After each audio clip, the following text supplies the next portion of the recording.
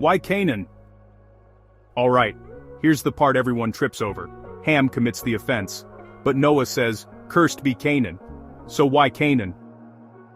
Because Genesis is doing more than family drama, it's setting up the nations. Look at what happens next. Genesis 10 immediately rolls into the table of nations, a map of peoples and lands that come from Shem, Ham, and Japheth.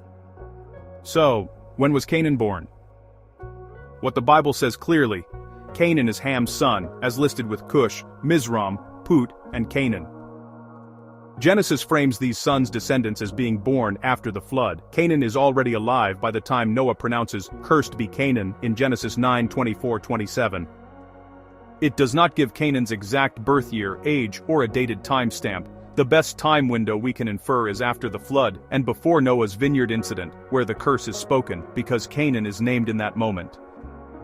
Noah planted a vineyard before that incident, enough time passed post-flood for planting and producing wine, many years. Here's Noah's sons in birth order. Japheth, the oldest Noah began having sons at the age of 500, Genesis 5:32. Genesis 10:21 is commonly understood to refer to Japheth as the elder, supporting the notion that Japheth is the oldest. Shem is 100. 2 years after the flood in Genesis 11:10, the flood was when Noah was 600 in Genesis 7:6. That means Shem was born when Noah was about 502, not 500, so Shem likely wasn't the firstborn. Ham, youngest. Was Canaan born on the ark? Some people claim Canaan was born during the flood ark period, but major commentary notes there's no textual authority for that, and points back to Genesis 10's framing of births after the flood.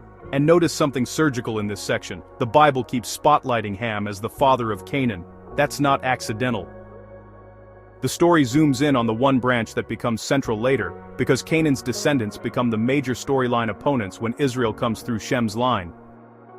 So the curse isn't Noah randomly roasting a kid, it's a prophetic framing.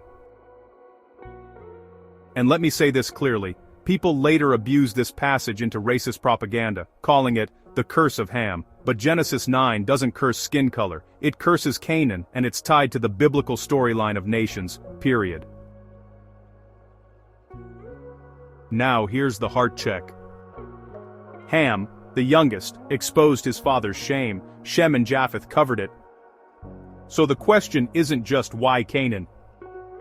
It's when someone falls, do you expose or do you cover? Drop a comment. Do you read Ham's sin as dishonor or something deeper?